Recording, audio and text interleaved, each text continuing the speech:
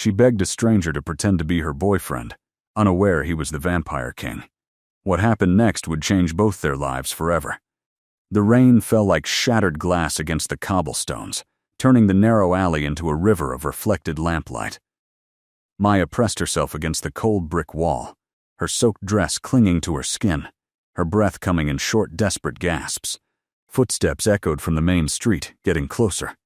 She recognized the heavy tread, the deliberate pace of someone who enjoyed the hunt. 3 months of running, and Derek had found her again. Her hands trembled as she fumbled with her phone. The screen cracked from when he'd thrown it against the wall during their last fight. No battery. No one to call, no one who would believe that Derek Montgomery, beloved son of the city's wealthiest family, spent his private hours turning her into a collection of carefully hidden bruises. The footsteps grew louder. Maya's eyes darted around the alley, searching for an escape route, a hiding place, anything. That's when she saw him. A man stood in the shadows near the alley's far end, so still he might have been part of the darkness itself. He wore simple clothes, a dark coat with the collar turned up against the rain, hands tucked into his pockets. His face was obscured by the angle of the lamplight, but something about his posture suggested he was watching her. Watching and waiting. Maya had no choice. She pushed off from the wall and ran toward him, her soaked shoes slapping against the wet stones. When she reached him, she grabbed his arm, feeling solid muscle beneath the fabric of his coat. "Please," she gasped, her voice barely above a whisper. "Please, I need you to pretend to be my boyfriend. Just for a few minutes. Please." The man's head tilted slightly. Maya still couldn't see his face clearly, but she felt the weight of his gaze, assessing, calculating. His voice, when he spoke, was quiet and impossibly calm. "Who are you running from?" "My ex." Maya's words tumbled out in a rush. "He's dangerous. He's been following me for months. If he finds me alone, I don't know what he'll..." The footsteps entered the alley. Derek's voice cut through the rain like a blade. "Maya, I know you're here. Stop playing games." The stranger's hand moved, covering hers where it gripped his arm. His skin was cold, far colder than the rain should have made it, but his touch was gentle. "Look at me," he said quietly. Maya raised her eyes. The lamplight finally caught his face, and her breath stopped for reasons that had nothing to do with fear. He was beautiful in a way that didn't seem quite human. Sharp cheekbones, a strong jaw, eyes so dark they looked black in the dim light. His hair was wet from the rain, falling across his forehead in dark waves. There was something ancient in his face, something that suggested he'd seen centuries pass like heartbeats. "Trust me," he said, "and follow my lead." Before Maya could respond, he pulled her against him, one arm sliding around her waist, the other hand coming up to cradle the back of her head. His movements were smooth, practiced, as if he'd done this 1,000 times before. Then his lips were near her ear, his breath cool against her skin. "When he comes, act like we've been here together all along." Derek's footsteps stopped. "Maya," his voice was sharp now, angry. "What the hell is this?" The stranger turned slowly, keeping Maya tucked against his side. His entire demeanor changed. The quiet stillness transformed into something that radiated authority, the kind of power that didn't need to announce itself. "Can I help you?" His voice was different now, colder, with an edge that made the rain seem warm by comparison. Derek stood at the alley's entrance, his expensive suit already soaked through, his handsome face, the one that charmed everyone from his family's board members to the society reporters, twisted with rage. "Maya, get away from him. Now." The stranger's arm tightened around Maya's waist, protective rather than possessive. "The lady doesn't seem interested in leaving. I suggest you move along."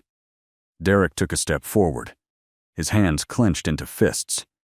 "Do you have any idea who I am? My family owns half this city. I could destroy you with one phone call." The stranger didn't move.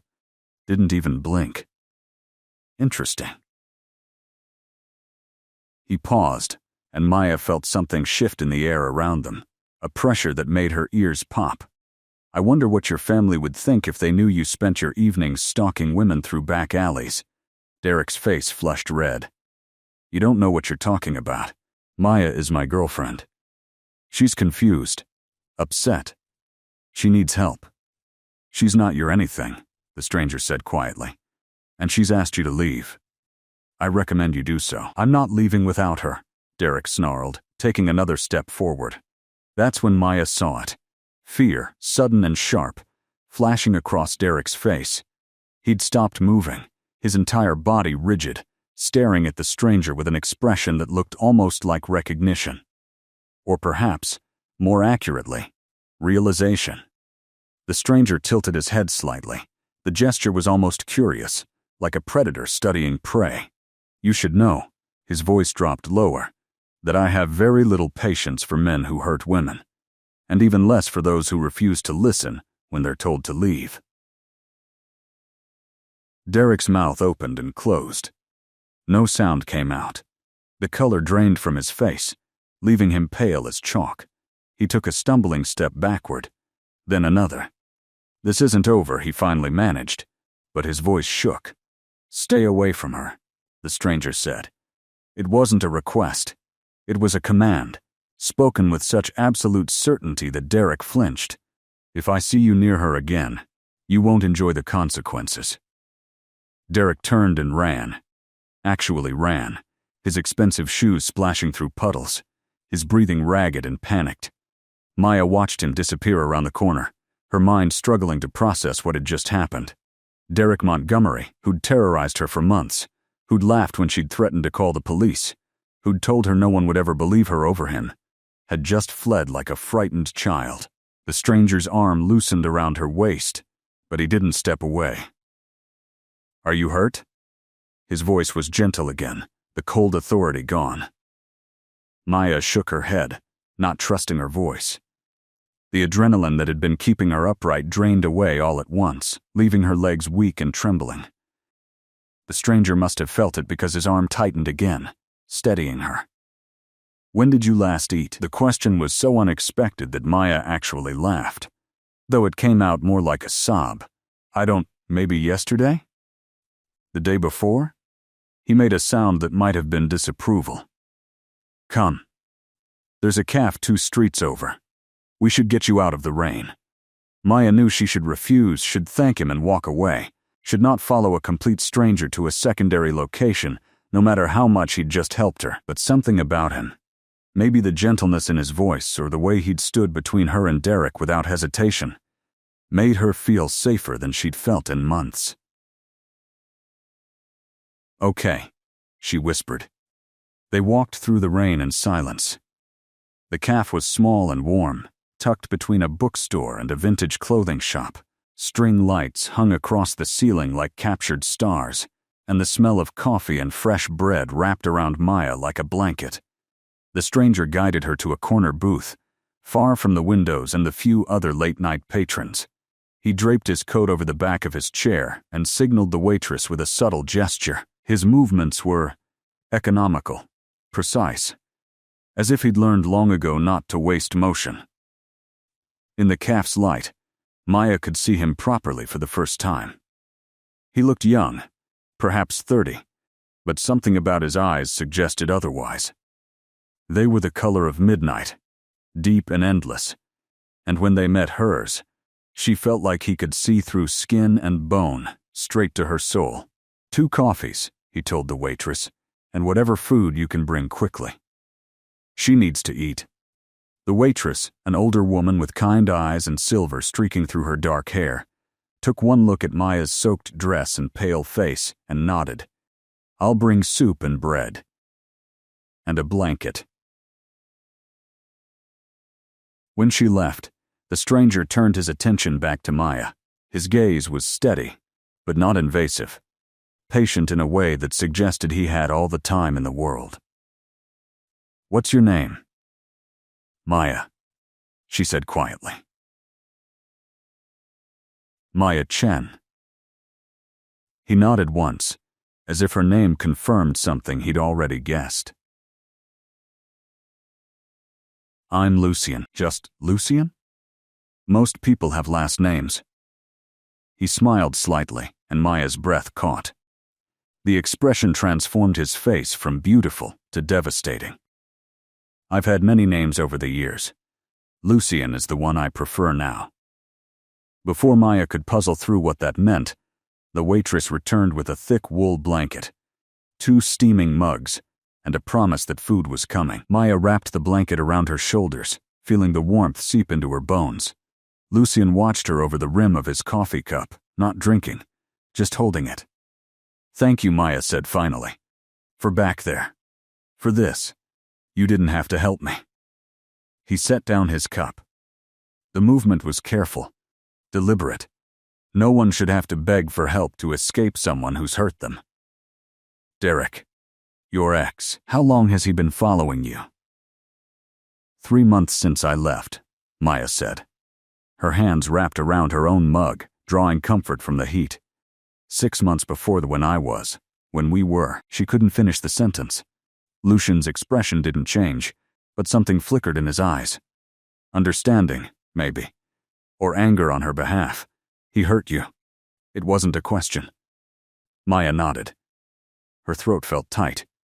He was different at first. Charming. Generous. Then little things started. Comments about my clothes, my friends, where I went. Then he started getting angry. Throwing things. And then she stopped, unable to continue. The soup arrived, rich and steaming, with thick slices of bread still warm from the oven. Lucien pushed the bowl toward her. Eat. You need your strength. Maya obeyed, surprised by how hungry she actually was. The first spoonful of soup tasted like heaven, and she realized she couldn't remember the last real meal she'd had. When you ran 3 months ago, Lucien said quietly. Where did you go? Everywhere. Maya set down her spoon. I had some money saved. I went to my cousin's house first, but Derek found me there. Then a friend's apartment. He found me there too. I've been staying in shelters, cheap motels, anywhere I thought he couldn't track me. But he always does. His family has money. Connections. He probably has people looking for me. Lucien was quiet for a long moment, watching her with those ancient eyes. And the police?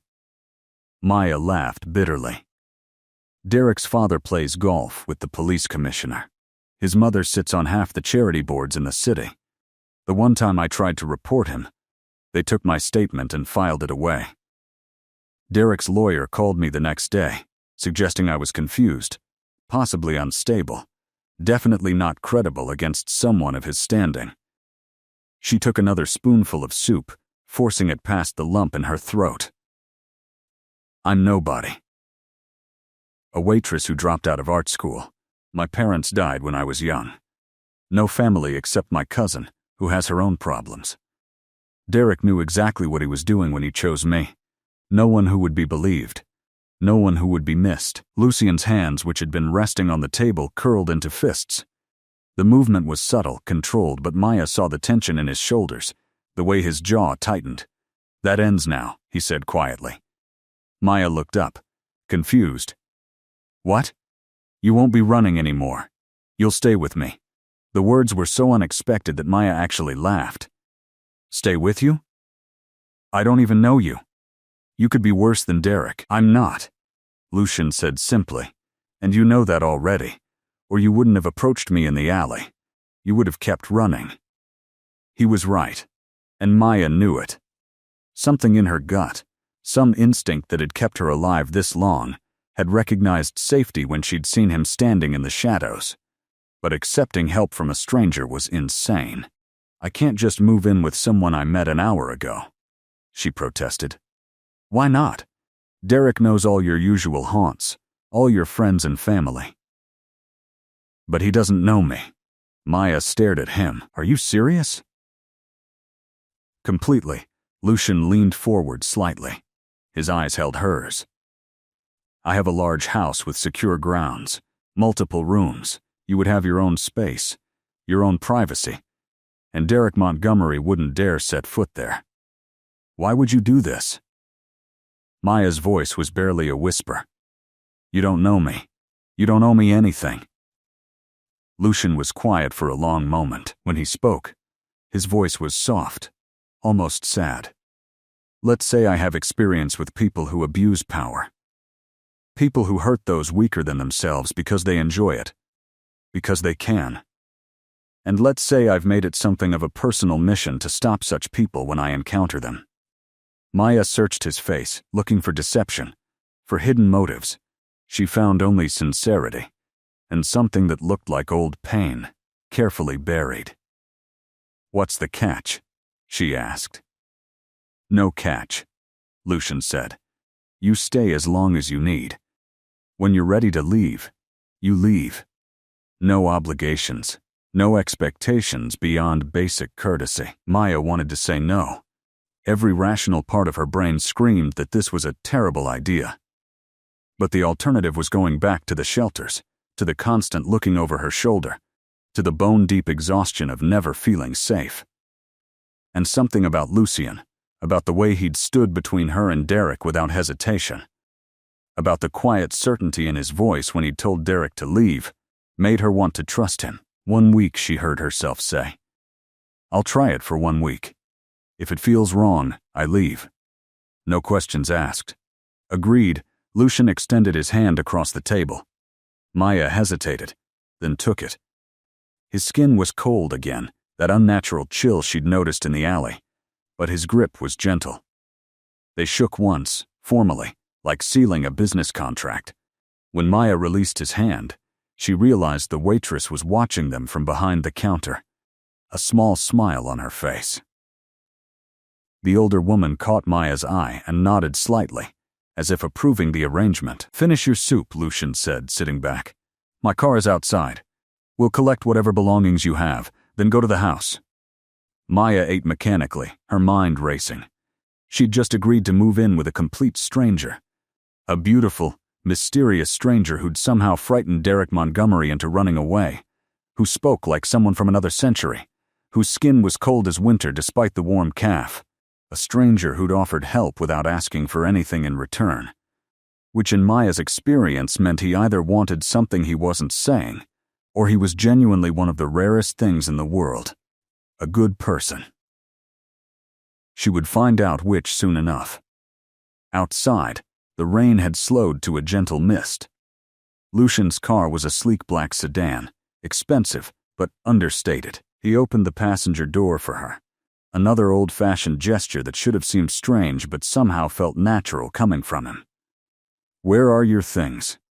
He asked as he slid into the driver's seat. A storage unit across town, Maya said. Everything I own fits in 3 boxes. Lucian started the car. The engine purred to life, smooth and quiet. Then, we'll collect them.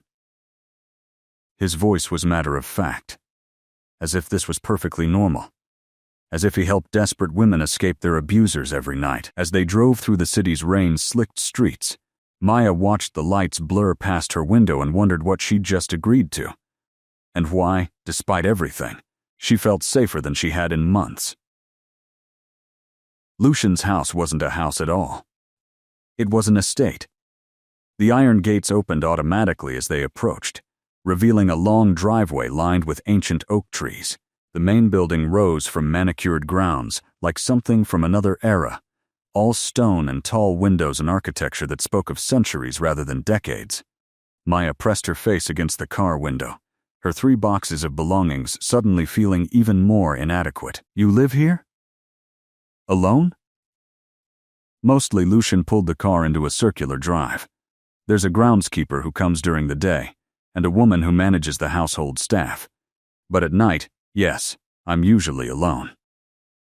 He came around to open her door before she could reach for the handle. The gesture was automatic, ingrained, and Maya realized she was starting to notice these small courtesies. The door opened on silent hinges. Inside, the house was warm despite its size, lit by lamps that cast golden pools of light across polished wood floors and walls lined with books and art. A grand staircase curved upward to the second floor, and Maya caught glimpses of rooms branching off in multiple directions, each one looking like it belonged in a museum. Lucien led her up the stairs, carrying her boxes as if they weighed nothing. He'd insisted on taking them from the storage unit himself, waving off her protests with quiet efficiency. "Your room is this way," he said, leading her down a hallway lined with portraits. Maya glanced at the paintings as they passed, faces from different eras staring down at her with solemn expressions. At the end of the hall, Lucien opened a door and stepped aside. The room was beautiful. A large bed with a dark wooden frame dominated one wall, covered in soft-looking blankets. Tall windows overlooked the grounds, and a door led to what looked like a private bathroom. Bookshelves lined another wall, filled with leather-bound volumes. A writing desk sat near the window, complete with paper and pens arranged just so. It was the nicest room Maya had ever seen, let alone stayed in. "I can't," she started. But Lucien cut her off. "You can, and you will." He set her boxes on the bed. "The bathroom is through there. You'll find everything you need, towels, toiletries, anything I've missed. Just ask." He moved toward the door, then paused. "I'm usually in my study at night. It's the third door on the left, downstairs. If you need anything, you'll find me there." "Lucien," Maya's voice stopped him. "Why are you really doing this?" He turned, his dark eyes meeting hers. The lamplight cast shadows across his face, making him look both young and impossibly old. "Because everyone deserves to feel safe," he said quietly. "And because I've seen too many people suffer at the hands of those who abuse power. If I can prevent even a small amount of that suffering, I will." It wasn't a complete answer, Maya knew that. But something in his voice, in the way his hands curled slightly at his sides when he spoke about abused power, told her there was a story there. A painful one. "Good night, Maya," Lucien said. "Rest. You're safe here." Then he was gone, the door closing softly behind him. Maya stood in the center of the beautiful room, her wet dress still clinging to her skin, and felt tears prick her eyes. When was the last time someone had told her she was safe and meant it? When was the last time she'd slept without one ear listening for footsteps in the hall, without her phone clutched in her hand ready to call for help that would never come? She unpacked her meager belongings, hanging the few clothes she owned in a closet that could have held 100 outfits. Then she showered in the marble bathroom, letting hot water wash away not just the rain but months of fear and exhaustion.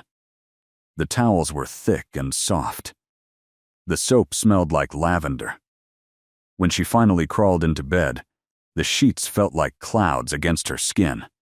Maya meant to stay awake, to keep watch, to maintain some level of vigilance, but the moment her head hit the pillow, she fell into sleep like falling into deep water, dark and dreamless and complete. She woke to sunlight streaming through the windows and the smell of fresh coffee drifting up from somewhere below. For a moment, she couldn't remember where she was. Then it came back. The alley. Derek. Lucien. The impossible offer. Maya dressed quickly in clean clothes from her boxes and ventured downstairs. She found Lucien in a sun-filled breakfast room, reading a newspaper that looked like it might be 100 years old. He'd changed clothes, trading the dark coat for a simple black shirt and dark pants. In the daylight, he looked even more striking, and Maya felt suddenly self-conscious about her bargain store jeans and faded sweater. "Good morning." Lucien set down the paper.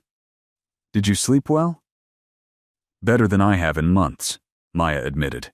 She gestured to the coffee pot on the sideboard. "May I?" "Please." Lucien stood and pulled out a chair for her.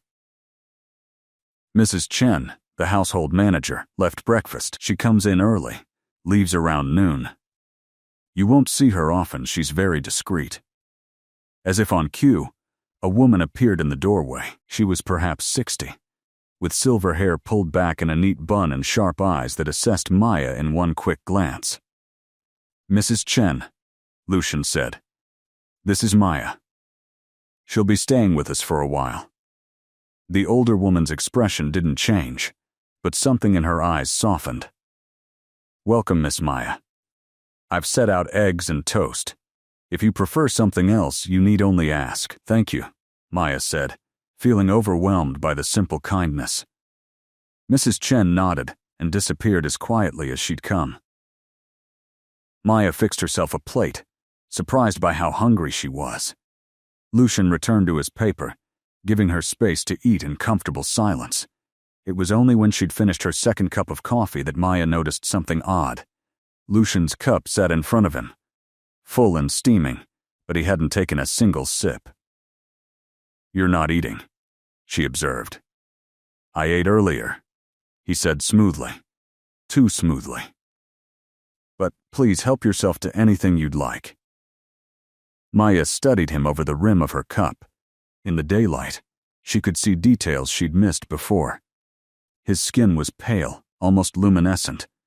His movements, when he turned the pages of his newspaper, were unnaturally graceful, and his eyes, they were too dark, too deep, as if they held centuries of secrets. "What do you do?" she asked. "For work, I mean. How do you afford all this?" "Investments," Lucian said. "I've had time to make wise choices." Time, the word hung in the air between them. "How much time?" Maya heard herself ask. Lucian looked up from his paper. For a long moment he just watched her, and Maya had the sense he was deciding something. Weighing options. Calculating risks. "Enough to know that some patterns repeat themselves throughout history," he said finally. "The powerful preying on the weak, the cruel hiding behind respectability.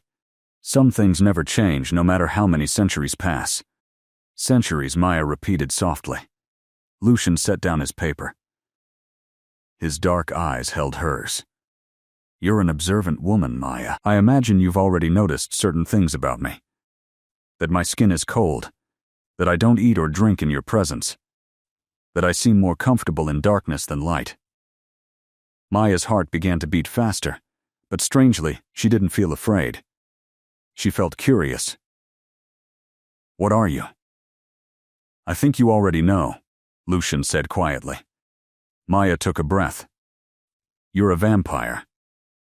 Yes, the word fell between them like a stone into still water, creating ripples that spread outward.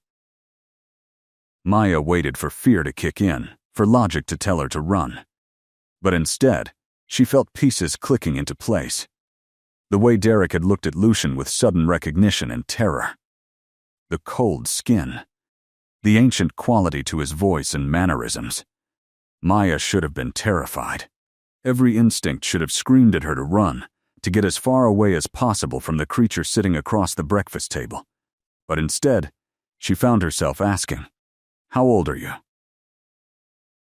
347 years, Lucian answered, "give or take a decade. I stopped keeping precise track after the first century. 347 years. Maya tried to wrap her mind around it. He'd been alive when her great-great-great-grandparents were children. He'd seen empires rise and fall. He'd lived through wars and revolutions and transformations that she'd only read about in history books. "And you drink blood," she said. It wasn't a question. But Lucian nodded anyway. "I do." "From humans?" "Sometimes." He must have seen something in her face because he quickly added, "Never without consent. And never enough to harm. There are donors. People who know what I am and agree to help. I pay them well for their time and discretion." Maya processed this. "So you're telling me vampires are real, they walk among us, and they have a whole donor system set up?" A small smile touched Lucian's lips. "The world is stranger than most people realize. Vampires, yes. Other things, too. We've learned to adapt, to blend in. Those of us who wish to live peacefully anyway." "And the ones who don't wish to live peacefully?" Maya asked. Lucian's expression darkened. "Those are dealt with. We have our own laws, our own justice system. We police our own because we must. Humans would destroy us if they knew we existed, and rightfully so if they judged us by our worst members. He paused. Which brings me to something I should tell you. Last night, when I helped you, it wasn't entirely altruistic. Maya's stomach tightened. Here it comes, she thought. The catch. I knew what Derek was the moment I saw him. Lucian continued. Not vampire, but something just as dangerous. A predator who uses wealth and power and social standing to hurt people weaker than himself. I've encountered his kind many times over the centuries. They're the reason I stay involved in human affairs when most of my kind retreat from your world entirely. You hunt people like Derek? Maya asked. When necessary, Lucian said. Though hunt is perhaps too strong a word. I intervene. I protect.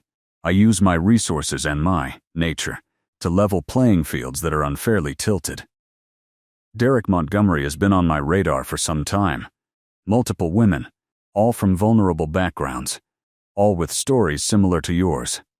None willing to testify, all too frightened or convinced no one would believe them. So you were following him, Maya said slowly. Not me. Lucian met her gaze steadily. I was following him. You approaching me was coincidence, though a fortunate one. It gave me an excuse to intervene more directly than I might have otherwise. Maya sat back in her chair, her coffee forgotten. So this whole thing, bringing me here, keeping me safe, it's part of some larger plan to stop Derek? No, Lucian said firmly. That's genuine. You need safety, I can provide it. The fact that it also serves my purposes is secondary. And what exactly are your purposes? To ensure Derek Montgomery never hurts anyone again. Lucian's voice was cold now, the warmth completely gone. To make certain he understands there are consequences for his actions, even for someone of his wealth and standing. To show him that he's not untouchable. Maya should have been disturbed by the threat in Lucian's voice. Instead, she felt a savage satisfaction bloom in her chest. Good, she said. Lucian's eyebrows rose slightly. You're not afraid? Of you? Maya shook her head. You've had multiple opportunities to hurt me. You haven't. You've been nothing but kind and respectful. Derek, on the other hand, spent months terrorizing me while everyone around him smiled and shook his hand at charity galas. So no, I'm not afraid of you. I'm afraid of him. Lucian studied her for a long moment. You're remarkably calm about discovering vampires are real. Maya laughed, though there was little humor in it. My ex-boyfriend stalked me across 3 states, broke into my apartment, and convinced the police I was the unstable one. Finding out vampires exist barely makes the top 10 strangest things to happen to me this year. Fair point, Lucian allowed. They sat in silence for a moment, the morning light streaming through the windows creating patterns on the floor. Maya watched dust motes dance in the sunbeams, and noticed that Lucian carefully avoided those bright patches of light. Can you go out in sunlight? She asked. I can, Lucian said. It's uncomfortable, and I'm weaker during the day, but I won't burst into flames or turn to ash. Most of the old myths are exaggerated. We're harder to kill than humans. We heal faster. We're stronger and faster. But we're not invincible. Silver? Crosses? Garlic? Lucian actually laughed. Garlic is simply unpleasant, like it is for anyone. Crosses have no effect. Silver. He held up his hand, showing a silver ring on his finger. Perfectly harmless. Stakes through the heart will kill us. But that's true for any creature with a cardiovascular system. Decapitation works too.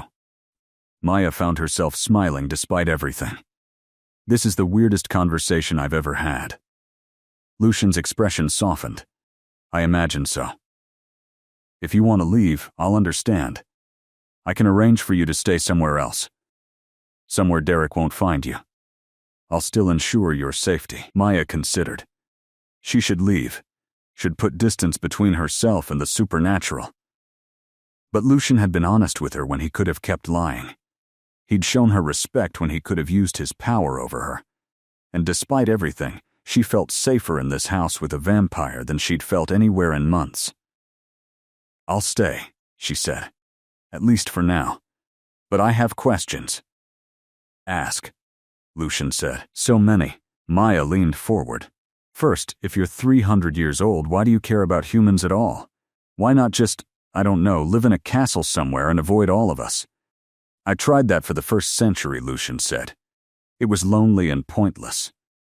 Humans are endlessly fascinating, even the cruel ones, perhaps especially the cruel ones, because understanding cruelty helps me fight it. He paused, and I was human once, long ago.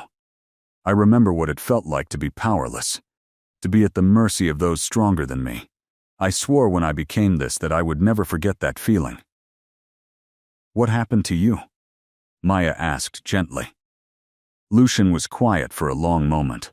When he spoke, his voice was distant. I was a soldier, impressed into service for a lord I'd never met. We were sent to fight in a war over land and titles, things that meant nothing to people like me. I was 17, barely old enough to grow a beard. He stared at his hands. I watched my friends die. I watched villages burn. I watched powerful men send powerless ones to their deaths and call it glory. When I was turned, it was by accident, a vampire feeding on the battlefield wounded. But I survived, and I decided that if I had to live forever, I would spend that time stopping powerful people from hurting those who couldn't fight back. Maya spent the next 3 days in a strange new routine. She woke late, after Lucian had already retreated to whatever part of the house he spent his daylight hours. Mrs. Chen left breakfast, and then made herself scarce. Maya explored the grounds, walked through the library, tried to make sense of her new reality. At night, Lucian would appear in the study or the library, and they would talk, sometimes about Derek and the plan to stop him, more often about other things, art and history and music, and the 1,000 small details of living for centuries. Lucian was an excellent conversationalist, and Maya found herself looking forward to their evening discussions more than she wanted to admit. On the 4th night, she found him in the library, surrounded by old manuscripts. She'd been sketching, something she hadn't done in months, her creativity slowly returning in the safety of the house. "You drew this?" Lucian asked when she showed him her work, a charcoal sketch of the oak trees lining the driveway. "It's beautiful. It's rusty," Maya said. "I used to be better. Before Derek. Before everything." Lucian studied the drawing with serious attention. "I see skill here. Talent. The kind that comes from seeing the world clearly, without filters." Maya felt heat rise to her cheeks. "You don't have to be nice." "I'm not being nice," Lucian said. "I'm being honest. I've seen enough art over 3 centuries to recognize the real thing." He stood and crossed to one of the shelves, pulling down a leather portfolio.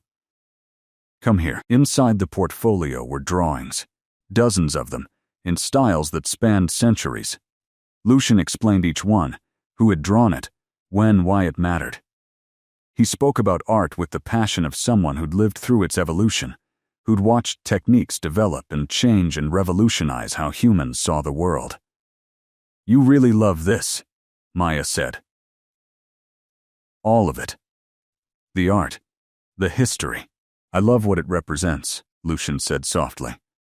"Human creativity. The need to make beautiful things even in ugly times. It's one of your species' best qualities." "My species," Maya repeated. "As opposed to yours. We're not so different," Lucian said. "We want the same things. Connection. Purpose. To leave the world better than we found it. We just have different amounts of time to accomplish it." Maya set down the portfolio. "Can I ask you something personal?" Lucian nodded. "In 300 years, she said carefully. Have you had relationships with humans?" Lucian's expression became guarded. "I have." "And?"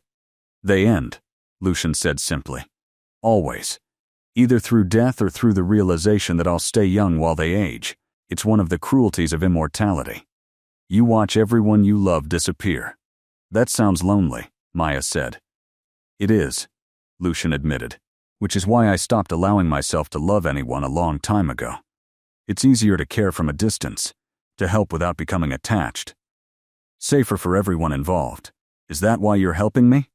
Maya asked. Because it's safe? Because I'm just another human who will eventually disappear from your life? Lucian's eyes met hers, and Maya saw something flicker there. Something that looked like pain. I'm helping you because it's right, he said quietly. Because Derek Montgomery deserves to face consequences. Because you deserve to live without fear. His voice dropped lower, and because despite my best intentions, I'm finding it increasingly difficult to maintain that distance I mentioned. Maya's breath caught. Lucian, The sound of breaking glass interrupted her. It came from somewhere downstairs, sharp and violent.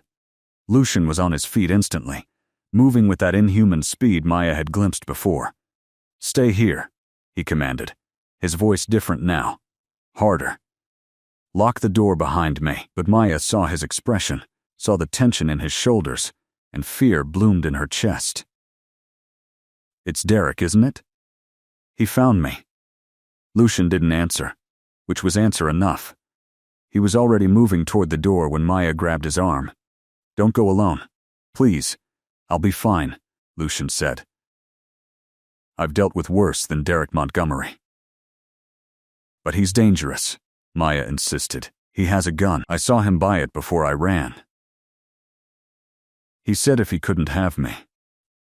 She couldn't finish. Lucian's hand covered hers where it gripped his arm. His skin was cold, but his touch was gentle. Maya, listen to me. I am 347 years old. I have survived wars and plagues and the worst that humanity has to offer.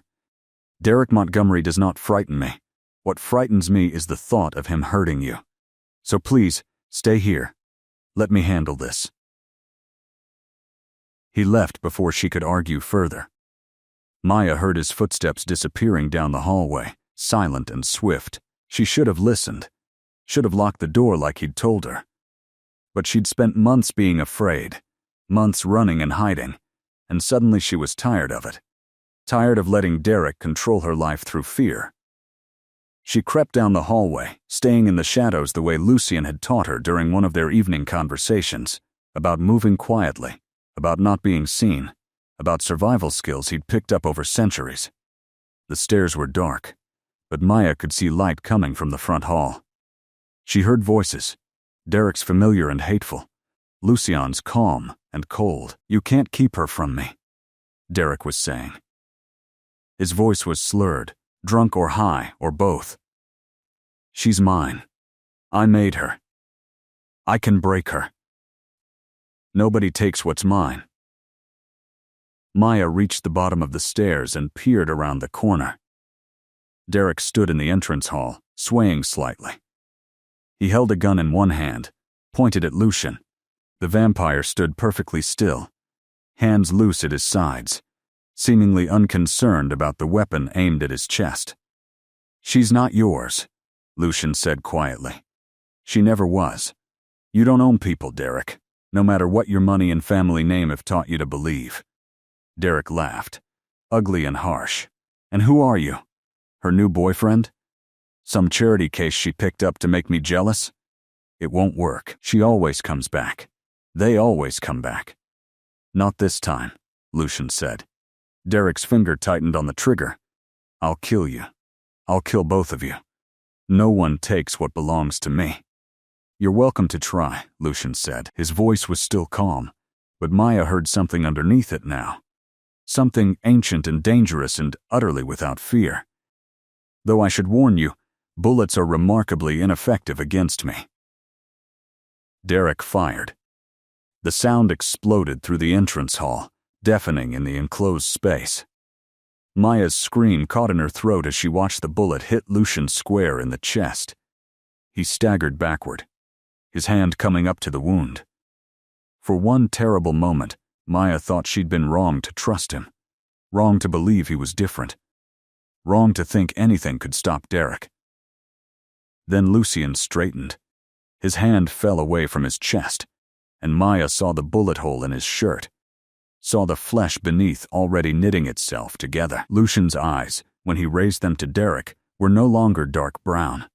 They were solid black, reflecting no light, showing no mercy. "My turn," Lucian said. He moved. 1 second he was 10 feet away from Derek. The next he had the gun in his hand, crushed into twisted metal that he dropped carelessly to the floor. Derek stumbled backward, his face pale, his bravado crumbling into raw terror. "What are you?" "Monster," Lucian said softly. "Demon. Vampire. I've been called many things over the centuries, but what I am right now is very, very angry." He didn't touch Derek. Didn't have to.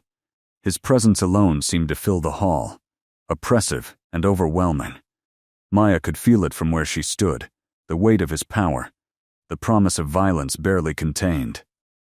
"You've spent months terrorizing an innocent woman," Lucian continued.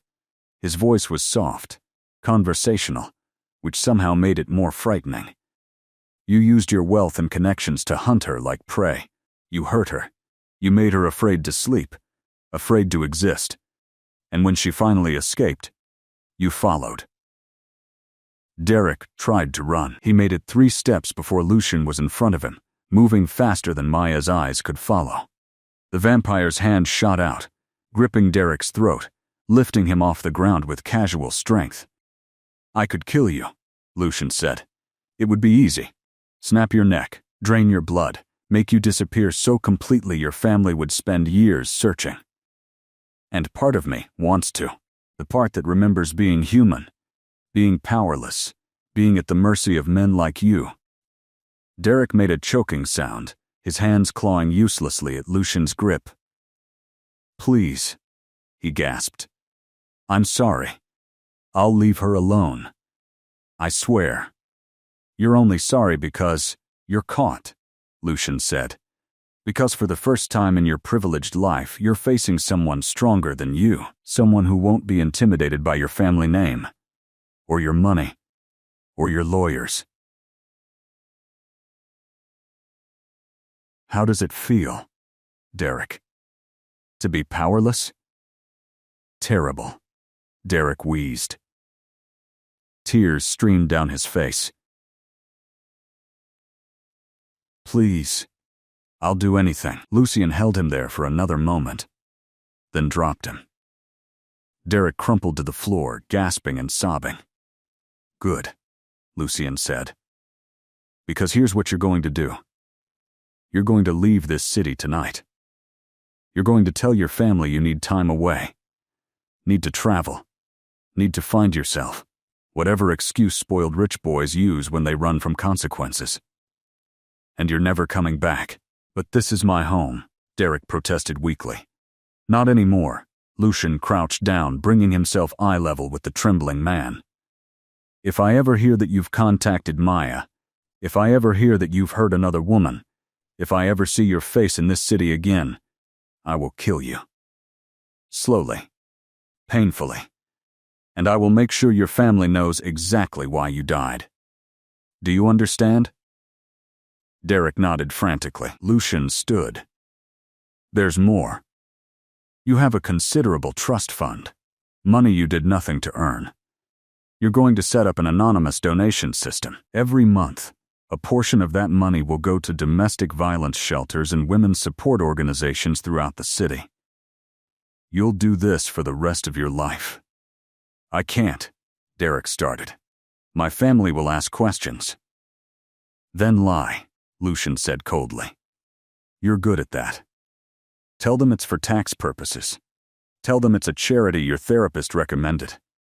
Tell them anything you want, but the money will flow, every month without fail, or I will know, and I will come for you." "How will you know?" Derek asked. Lucian smiled, and there was nothing human in the expression. "I'm 347 years old, Derek. I have resources you can't imagine. I'll know. Now get out of my house." Derek scrambled to his feet and ran. He didn't look back, didn't grab for the twisted remains of his gun, just fled into the night like the coward he'd always been. The front door slammed behind him, and silence fell over the entrance hall. Maya stepped out from the shadows. Her hands were shaking, her heart racing, but not from fear, from relief so intense it made her dizzy. Lucian turned to her. The blackness in his eyes faded, replaced by his normal dark brown. His expression was carefully neutral, but she could see tension in his shoulders, uncertainty in the way he didn't move toward her. "I told you to stay upstairs," he said quietly. "I don't take orders well," Maya replied. She crossed the hall, closing the distance between them. Her eyes went to his chest, to the torn fabric of his shirt where the bullet had struck. "Are you hurt?" "It's already healed," Lucian said. "Bullets aren't particularly effective against my kind, as I mentioned. Silver bullets would slow me down. Wooden stakes through the heart would kill me. But regular ammunition just hurts for a moment. Then, we heal." Maya reached out slowly, giving him time to move away if he wanted. When he didn't, she placed her hand over his heart, feeling the steady beat beneath her palm, slower than a human's. "But there, you were shot," she said. "He could have killed you." "He couldn't have," Lucian said. "But your concern is noted." Maya looked up at him. "You let him go?" Lucian nodded. "I wanted to kill him. Very much. But that would make me like him. Using power to destroy someone weaker. This way, Derek lives with his fear. He spends the rest of his life looking over his shoulder, wondering if I'm watching. And at least some good comes from his money." "That's mercy," Maya said. "Perhaps," Lucian allowed. "Or perhaps it's just pragmatism. Dead men can't donate to women's shelters." They stood there in the quiet hall, Maya's hand still resting over Lucian's heart. Neither of them moving. The adrenaline was fading from Maya's system, leaving behind a different kind of awareness. She was acutely conscious of how close they were, of the cool silk of his shirt beneath her fingers, of the way he was looking at her with those ancient eyes that had seen so much but still seemed to see her clearly. "Thank you," she said softly. "For protecting me. For believing me. For making sure I never have to be afraid of him again." "You don't need to thank me," Lucian said. "Yes, I do," Maya insisted, "because not many people would have done what you did. Most people would have looked the other way, would have decided it wasn't their problem. You didn't." Lucian's hand came up, covering hers where it rested on his chest. "I told you before, I remember what it's like to be powerless. I meant it." The days after Derek's banishment fell into a new rhythm. Maya no longer jumped at unexpected sounds. She slept through the night, without nightmares. She started drawing again, filling sketchbook after sketchbook with images of the house, the grounds, and increasingly, with studies of Lucian's face when he thought she wasn't watching. They didn't talk about that moment in the entrance hall, about how close they'd stood or how neither of them had wanted to move away, but something had shifted between them, an awareness that hummed in the air whenever they were in the same room. Maya caught Lucian watching her sometimes, his expression unguarded for just a moment before he remembered himself and looked away. She wondered what he saw when he looked at her, if he saw just another temporary human passing through his immortal existence, or something more. A week after Derek fled, Mrs. Chen approached Maya in the garden where she'd been sketching. "Miss Maya," the older woman said, "may I speak with you?" Of course. Maya set down her pencil. Mrs. Chen settled onto the bench beside her, her movements careful and deliberate. "I've worked for Mr. Lucian for 20 years, she said. "Since my husband died and I needed employment, he took me in without hesitation, gave me work, gave me purpose. He's a good man." Maya nodded, unsure where this was going. "I've seen others come and go over the years," Mrs. Chen continued. "People he's helped. Some stay a few days, some a few months. All of them leave eventually. He never asks them to stay, never tries to keep them." Her eyes, sharp and knowing, met Maya's. "But I've never seen him look at any of them the way he looks at you." Maya's breath caught. "How does he look at me?" "Like he's forgotten how to be careful," Mrs. Chen said simply. Like he's letting himself want something he's spent centuries avoiding. Like he's falling in love and terrified of it. Before Maya could respond, Mrs. Chen stood. I don't tell you this to influence your choices, child.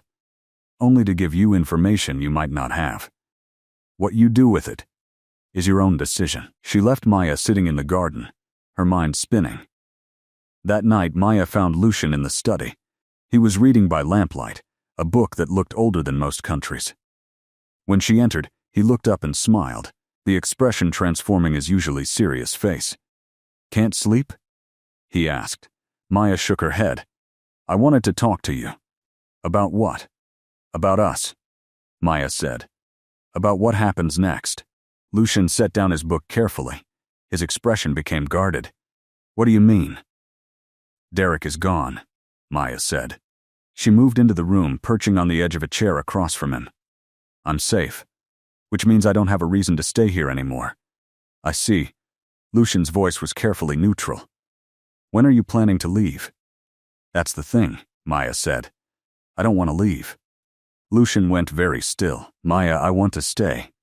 Maya continued. Not because I'm afraid. Not because I need protection. Because She stopped, searching for the right words. Because in the weeks I've been here, I've been happier than I've been in years. Because talking to you is the best part of my day. Because when I think about leaving, about not seeing you anymore, I feel like I'm losing something important. You don't know what you're saying, Lucian said softly.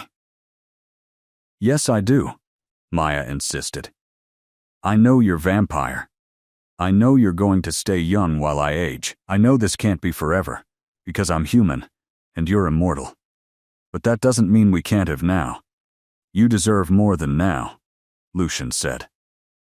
His hands gripped the arms of his chair. You deserve someone who can give you a normal life. Children if you want them. Growing old together. All the things humans are supposed to have. What if I don't want normal? Maya asked. What if I want you? Lucian closed his eyes. Maya, please. I've spent 3 centuries building walls to protect myself from exactly this. From caring too much. From losing people I love. I can't. His voice broke. I can't watch you die. I'm going to die eventually whether you watch or not, Maya said gently. That's part of being human. But I'd rather spend whatever time I have living fully than running from something real because I'm afraid of the ending. You don't understand. Lucian opened his eyes, and Maya saw raw pain there. I've lost so many people.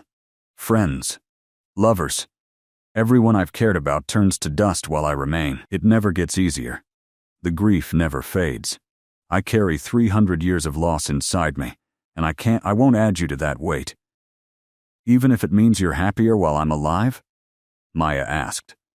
Even then, Lucian said, because I'm selfish enough that I'd rather have you leave now, while I can pretend you chose to go, than watch you wither and die and know I couldn't save you.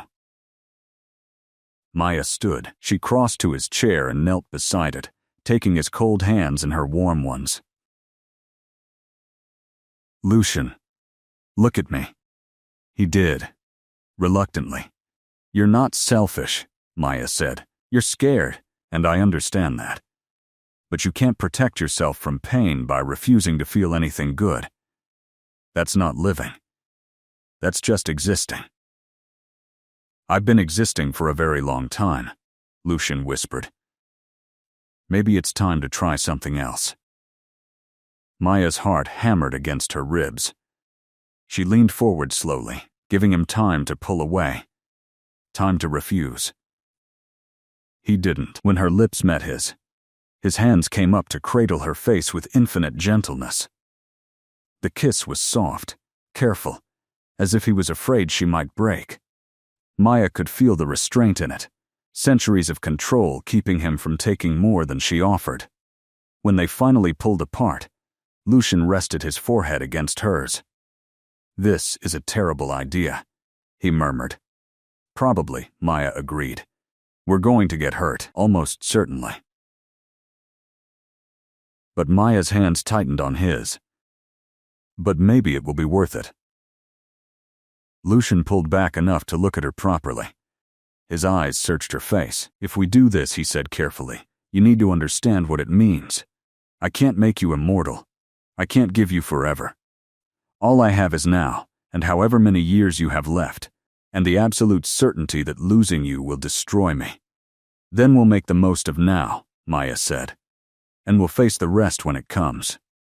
Lucian kissed her again, deeper this time, with less restraint. When he finally pulled away, he stood and drew her to her feet. "Stay," he said. It wasn't a question exactly, but it wasn't quite a command either. Something in between, a request and a plea and a hope. "I already told you I wasn't leaving," Maya reminded him. She smiled. "You're not getting rid of me that easily." "Good," Lucian said. Then softer, "Good."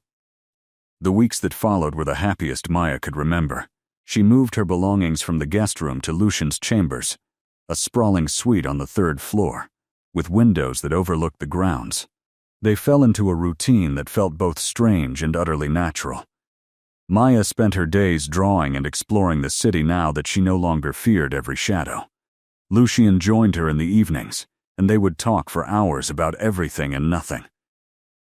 He told her stories from his long life, about the places he'd seen and the people he'd known. She told him about her dreams for the future, about the art she wanted to create, about the life she'd thought she'd lost when Derek had entered it.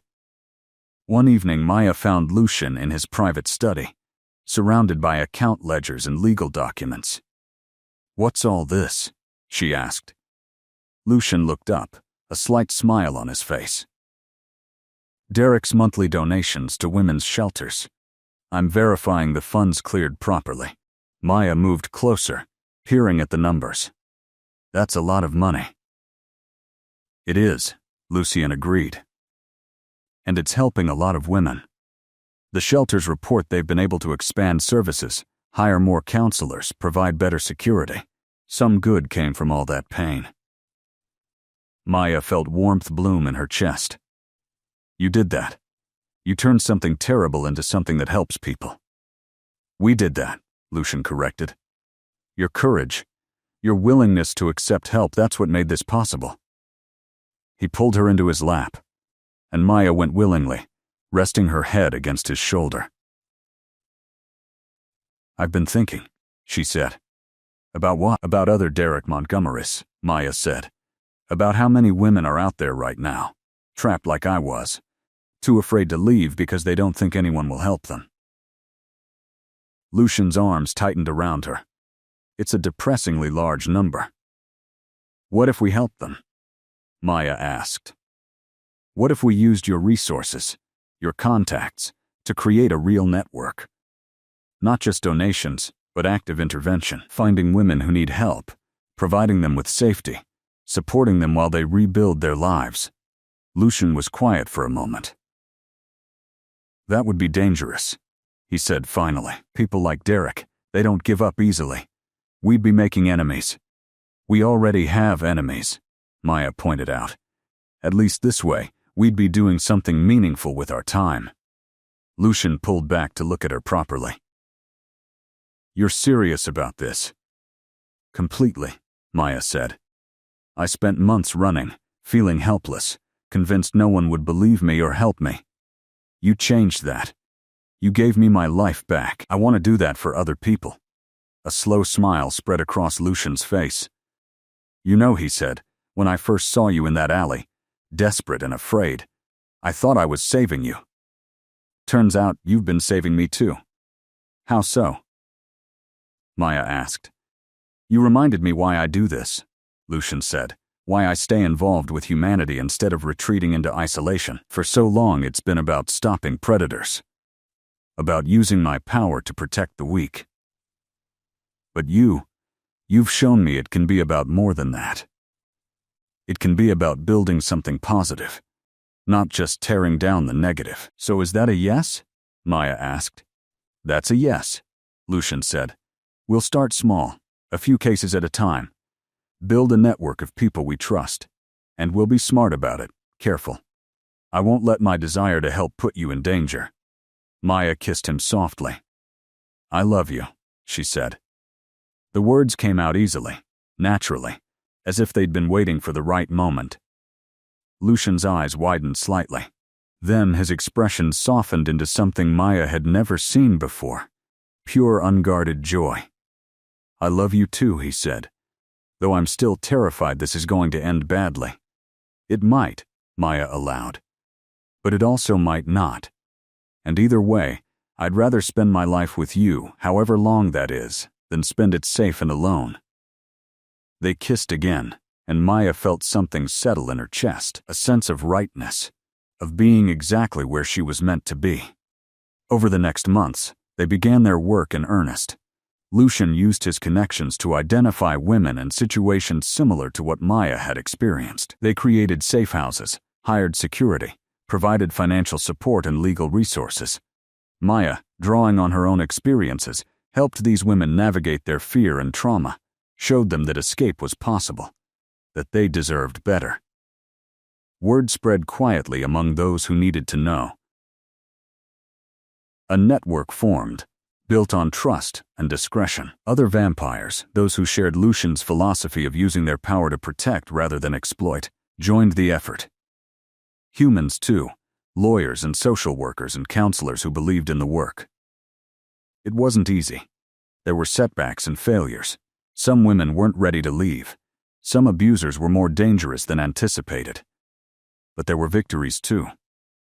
Women who rebuilt their lives, children who grew up safe, men who faced consequences for their actions. 6 months into the work, Maya was in the main house library when Mrs. Chen announced a visitor. A young woman, barely 20, stood in the entrance hall. She had a black eye and carried a single backpack. "My friend told me to come here," the woman said, her voice shaking. "She said you help people." "You're safe here," Maya said, moving forward slowly, keeping her movements non-threatening. "What's your name?" "Sarah," the woman whispered. "My boyfriend, he..." She couldn't finish. Maya took her hand gently. "You don't have to explain. Not yet. Come sit down. Let's get you something warm to drink. We'll figure out the rest later." As Maya led Sarah toward the kitchen, she caught Lucian's eye. He stood in the doorway of his study, watching. The look on his face was proud, and tender and sad, all at once. They both knew this work would never end. There would always be more Sarahs. More women needing help. More abusers who needed stopping. But they also knew it mattered. Every person helped. Every life changed. It all mattered. That night, after Sarah was settled in one of the guest rooms, Maya found Lucian on the terrace. He stood looking out over the grounds, his expression distant. "Thinking about the future?" Maya asked, slipping her hand into his. "Always," Lucian said. He pulled her close. "I was thinking how strange it is that I spent 3 centuries avoiding exactly this. Connection. Purpose. Love. All because I was afraid of the pain of losing it. And now?" Maya prompted. "Now I realize the pain will come regardless," Lucian said. "But the joy, the meaning, that only comes if I'm willing to risk it." He kissed the top of her head. "You taught me that." "We taught each other," Maya said. "You showed me I deserve to be safe, to be loved, to take up space in the world. I showed you that being alive means more than just not dying." 2 years passed like water through fingers, both achingly slow and impossibly fast. Maya's art career bloomed under the stability Lucian provided. Her sketches evolved into paintings, large canvases that galleries started requesting. She donated a portion of each sale to their growing network of safe houses. The work expanded beyond what they'd imagined. They now operated in 5 cities, helping dozens of women every month. Lucian's wealth, accumulated over centuries, finally had a purpose beyond mere existence. He hired investigators to track abusers, lawyers to navigate legal systems, security to ensure safety. Maya became the face of the operation, the one survivors trusted because she'd walked their path. She spoke at shelters, shared her story, showed other women that escape was possible. Lucian stayed in the shadows, as vampires did, but his presence was felt in every protection detail, every legal victory, every woman who found safety. Their home became a way station for healing. Women stayed for weeks or months, regaining strength before moving on to permanent housing. Maya taught art classes in the conservatory. Lucian, to everyone's surprise, offered music lessons to children who came with their mothers. He played piano like someone who'd had centuries to perfect the skill, which of course he had. But personally, the time was harder. Maya felt it in small ways at first. A silver hair among the brown, fine lines at the corners of her eyes. Her 30th birthday came and went. Then, her 31st.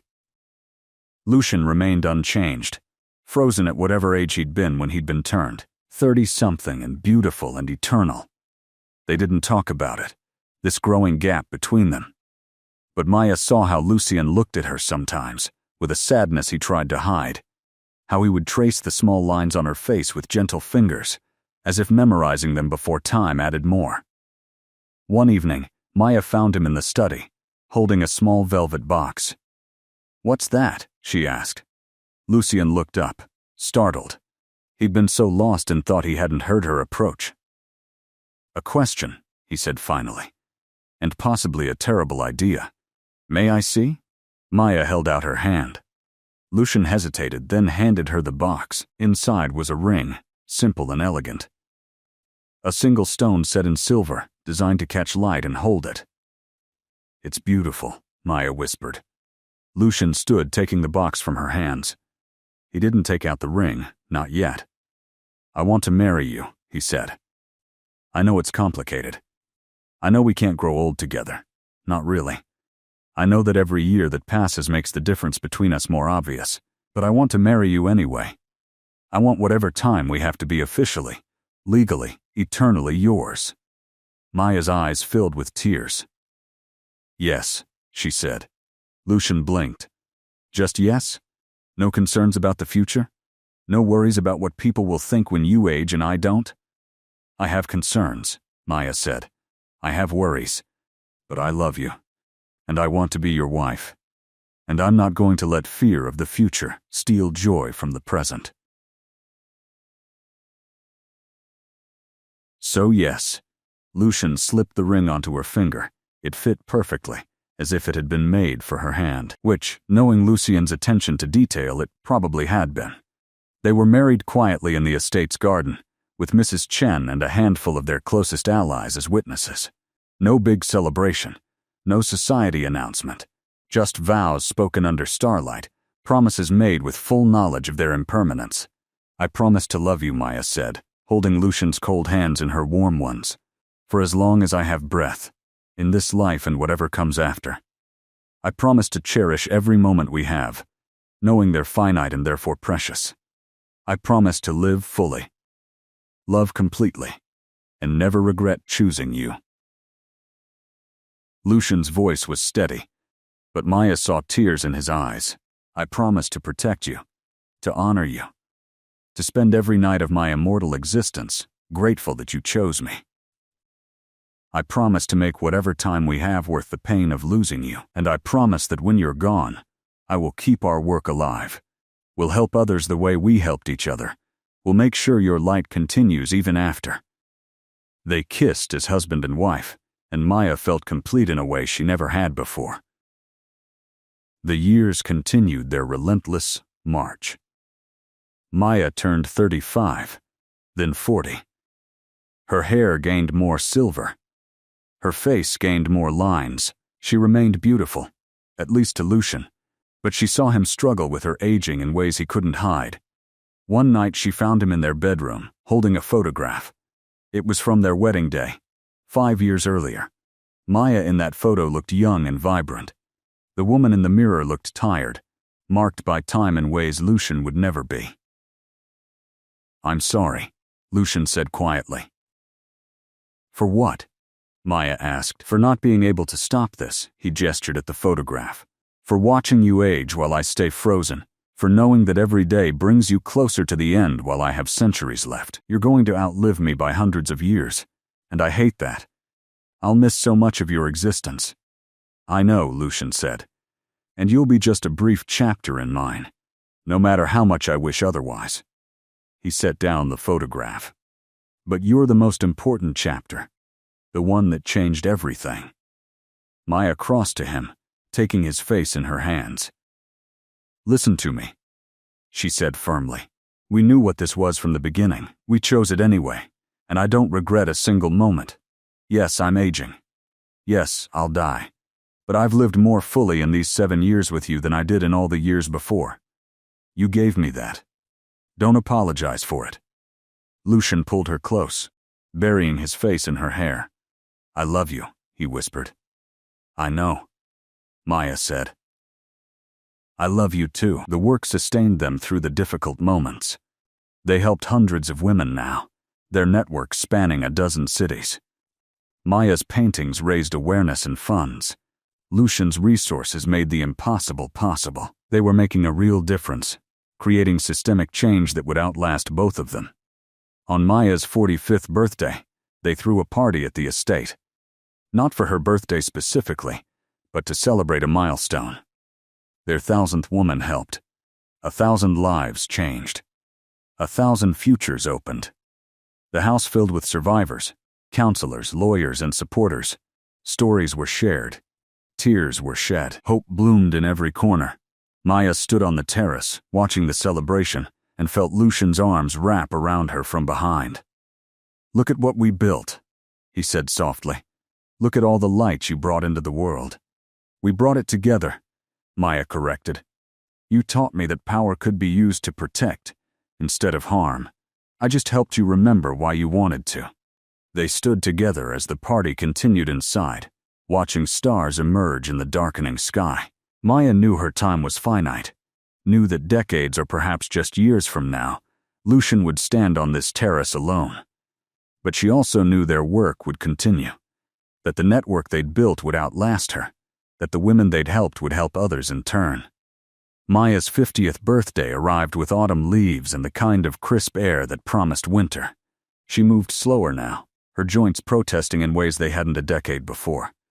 But her mind remained sharp, her passion for the work undiminished. The network had grown beyond anything they'd imagined. 20 cities now, with plans for expansion into rural areas where abuse often went unreported because survivors had nowhere to run. They'd helped thousands of women. Some stayed in touch, sending updates and photos. Others disappeared into new lives, which was exactly as it should be. That evening, Lucian found Maya in the library. She'd been sorting through old case files, making notes for the younger coordinators who would eventually take over her role. We should talk, Lucian said quietly. About the future. Maya set down her pen. She'd known this conversation was coming. Had been expecting it for months, actually. Sit, she said, gesturing to the chair beside her. Lucian sat, but he didn't look at her. Instead, he stared at his hands, those hands that had held her through 7 years of marriage, hands that would look the same long after hers were dust. I've been researching, he said finally. There are options. Ways to extend your life beyond normal human lifespan. Not immortality, but decades. Maybe a century if we're lucky. Maya's heart clenched. Lucian. No, please listen. Lucian looked at her now, and his eyes were desperate. I've found vampire blood can slow aging if administered carefully. Not enough to turn you, but enough to give us more time. 50 more years. Maybe 60. I could have you that much longer. And what would I be? Maya asked gently. Still human or something in between? Still myself or altered into something else? I don't know, Lucian admitted. Probably something in between. But you'd be alive. You'd be with me. She took his hands, feeling the cold of his skin against her warmth. My love, she said softly. I know you're scared.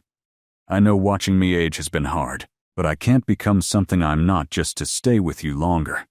This is my life. This human life with all its limitations and brevity. It's what makes it precious. But you'll die. Lucian's voice broke. You'll die and I'll be alone again. Not alone, Maya said. You'll have the work. You'll have all the people we've helped, all the lives we've touched.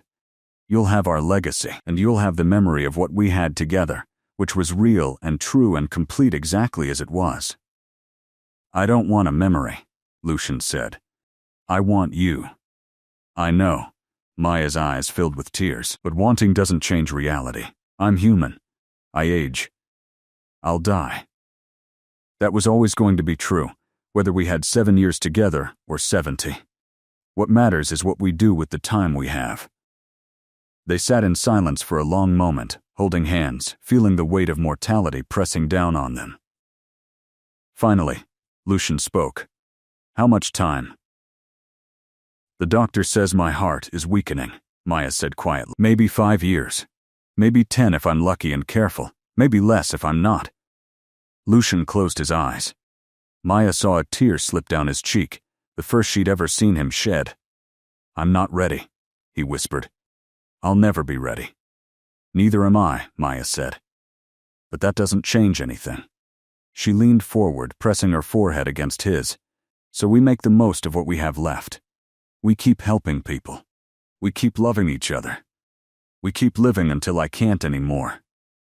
And then, Lucian's voice was barely audible. Then you let me go, Maya said. You grieve. You heal, and you keep doing this work. Because it matters and because it's our legacy together. You don't disappear into isolation and grief. You stay connected to the world. Promise me. I can't promise that, Lucian said. Yes, you can, Maya insisted. Because you're stronger than you think. Because you've survived centuries of loss and kept going. Because our work is too important to abandon. Promise me, Lucian. Lucian was silent for a long time. Then, slowly, he nodded. I promise, he said. I'll keep the work going. I'll help others. I won't retreat from the world. But he pulled back to look at her, and his eyes were fierce. But I will grieve you. I will mourn you. I will carry the weight of losing you for every century I have left. And I will never, ever forget what we had. Good, Maya said, smiling through her tears. I'd hate to be forgotten. The remaining years passed with bittersweet intensity. They traveled, seeing places Maya had always dreamed of visiting. They threw themselves into the work with renewed vigor, helping as many people as they could. They held each other every night, treasuring the warmth of her skin against the cold of his, knowing each day brought them closer to the end. Maya's health declined gradually. The strong woman who'd once stood up to Derek Montgomery now needed help climbing stairs. The artist whose hands had created beauty now struggled to hold a paintbrush. But her spirit remained unbroken. On what would be their final night together, Maya lay in their bed, Lucian holding her close. The room was filled with people who loved them. Mrs. Chen, who'd been there from the beginning. Sarah, the first woman they'd helped through their network. Now a counselor herself. Dozens of others whose lives had been changed by their work. Thank you, Maya whispered to Lucian, for giving me the best years of my life. For showing me what love really means. For building something beautiful with me. Thank you for saving me, Lucian said, his voice thick with grief. For reminding me why immortality is worth enduring. For giving me purpose and joy and love when I'd forgotten all three existed. I love you, Maya said. Her voice was fading, her breathing shallow. I'll love you beyond this life, into whatever comes next. And if there's any way to come back to you, I will. I love you, Lucian said. Always, forever. Beyond time and death and everything else. Maya smiled one last time. Then she closed her eyes and let go. The room filled with quiet grief, but also with gratitude for having known her, for having been part of what she and Lucian built together. Lucian held her for a long time after she was gone, memorizing the feel of her in his arms one final time. Then, gently, he laid her to rest. They buried Maya in the estate's garden, under the oak trees where she'd drawn so many sketches. Her gravestone was simple. Maya Chen, beloved wife, artist, savior. She showed us that strength comes in many forms. 10 years passed. Lucian kept his promise. The network expanded to 50 cities, then 100. They helped tens of thousands of women, created systemic changes in how domestic violence was handled. Lucian's wealth funded research, legal reforms, education programs. Maya's paintings, which had increased dramatically in value after her death, were sold to fund new shelters. Her art hung in museums now, beautiful and powerful, speaking to everyone who saw it about resilience and hope. Lucian himself became a ghost, known in advocacy circles but rarely seen. He worked from the shadows as vampires did, using his resources and influence without seeking recognition. But every woman who found safety, every abuser who faced consequences, every life that changed for the better, that was his tribute to Maya. That was how he kept her memory alive. On the 10th anniversary of her death, Lucian stood in the garden where she was buried. Others had gathered too, women Maya had helped, people the network had touched, counselors and lawyers and advocates who'd been inspired by her work. Sarah, now running 3 safe houses herself, stepped forward. She wanted to change the world, Sarah said, gesturing to the crowd. And she did. Not all at once, not in dramatic ways. But one person at a time, one life at a time. She made things better, and she taught us to do the same. Others shared stories. A woman Maya had counseled who now taught art to trauma survivors. A young lawyer Maya had encouraged who now specialized in domestic violence cases. A mother whose daughter Maya had saved, who'd grown up to become a social worker. As the sun set, Lucian finally spoke. His voice was quiet, but carried through the garden. Maya believed that strength came in many forms, he said. She showed me that immortality wasn't about living forever. It was about making the time you have matter. She had 54 years, and she changed thousands of lives. He looked at the gathered crowd. She'd want us to keep going, to help more people, to build on what we started together. So that's what we'll do. Not because she's gone, but because she showed us it was possible.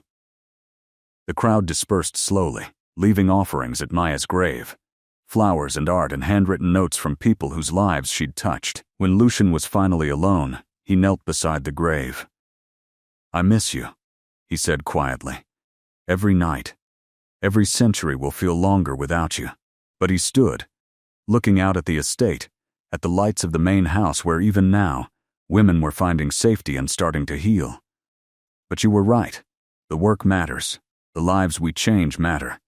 And loving you, even knowing I'd lose you, that mattered most of all." A breeze stirred through the garden, carrying the scent of flowers Maya had planted years ago. Lucian closed his eyes and let himself feel it, let himself remember her hands in the soil, her laughter as she'd explained which plants would bloom when.